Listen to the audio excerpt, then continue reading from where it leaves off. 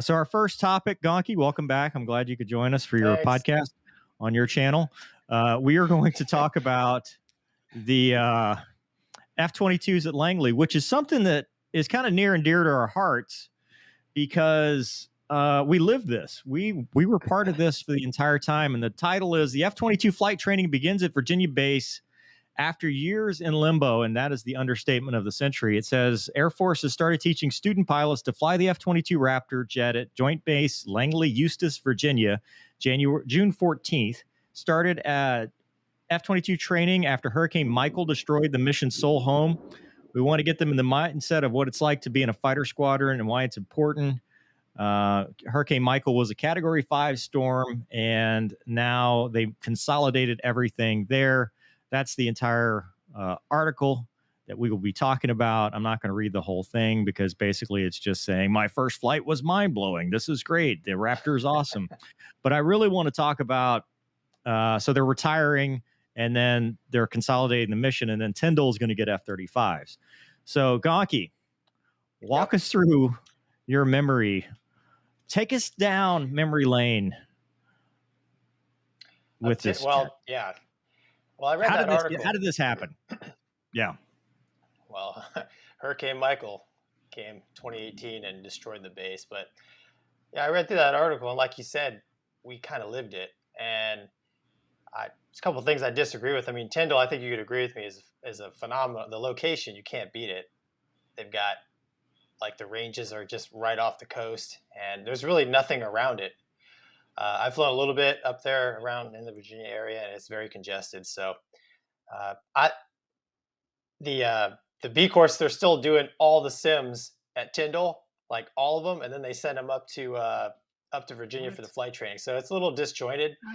So I don't know how it's going to work out, but I remember it being glorious as a T-38 radar guy. I mean, it's I was at the field today, and there are no more T-38s on the ramp, and I could have shed a tear. Yeah, well, I was looking at the group chat, and I saw when one of the guys in the Tufits said the last T-38 is gone, and that was kind of bittersweet. Yeah. Obviously, we did our Finney flights a year and a half ago, so we weren't there for the entire time, which is its own story into and of itself. I mean, that's the whole thing. Why we're not flying fighters anymore, but where's that banner again? But the thing is, we've while you were gone, Gonky, we already did this, but just so we get to rehack the user our own and don't represent that. But the thing about the entire situation, from the hurricane hitting, devastating Panama City, which actually, if you remember, that's what got the DCS train started on this channel, right? Because as soon as Hurricane Michael hit, the channel was still nothing. It was in its infancy. And I said, hey guys, listen, if you guys raise, I think there was a GoFundMe for $5,000. I said, if you guys can square that corner for $5,000, I'll go do DCS. Cause I didn't even know what DCS was at the time. And they did it.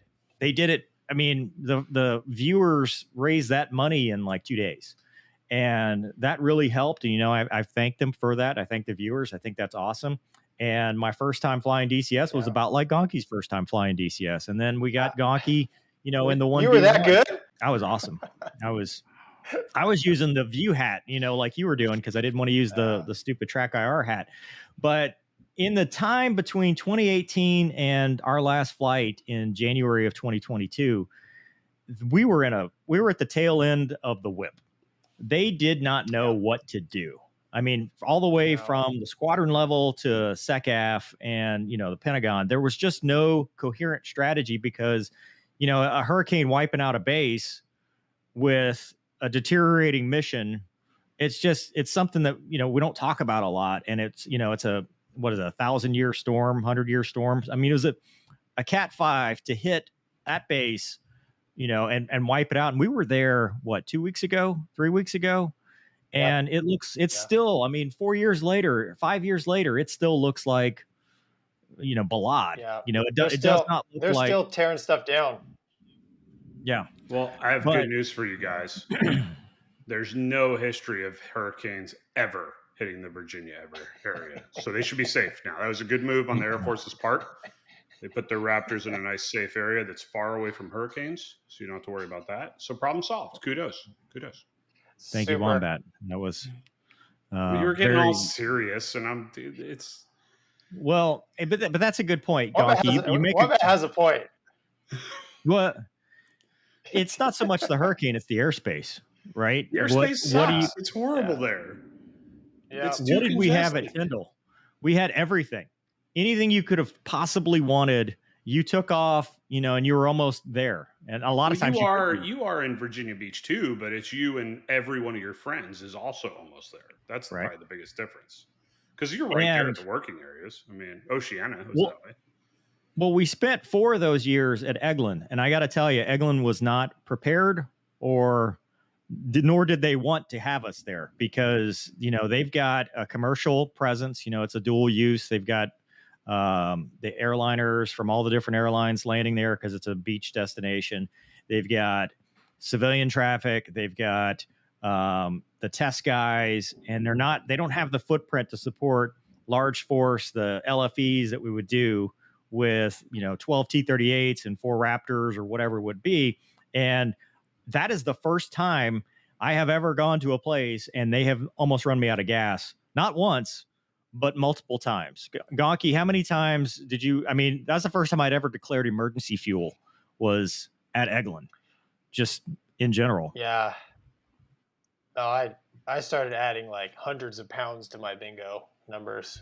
Well, we had to. Yeah, we had to add fuel. So during that time, they didn't know where to put us as far as where to operate our building or spaces. They ended up putting the T-38 guys in a line shack for a little while, which that didn't work out. Actually, they redid it. It became pretty nice by the time they left. I mean, compared to what we were, the best was when we were in the F-30, what was going to be the F-35 space, because, it was a former Navy F-35C area. But just in general, I think the biggest problem is going to be single runway, bad airspace. But the good news is they're consolidating the fleet. And let's be honest, the F-22 doesn't have much shelf life left. I mean, they're not planning on keeping this jet much longer, 10 years, maybe. That's crazy. It's not an aircraft. Yeah. Chances of a hurricane in 10 years are like 0. But on that note, now the F-35 mission is going to be picked up at Tyndall, which is already getting slipped to the right because of, delays with contractors and whatnot. And you're going to replace that. And what are the odds a hurricane comes back to Tyndall? And you've got the same. 0. But new buildings. We're good. New buildings, brand new military construction.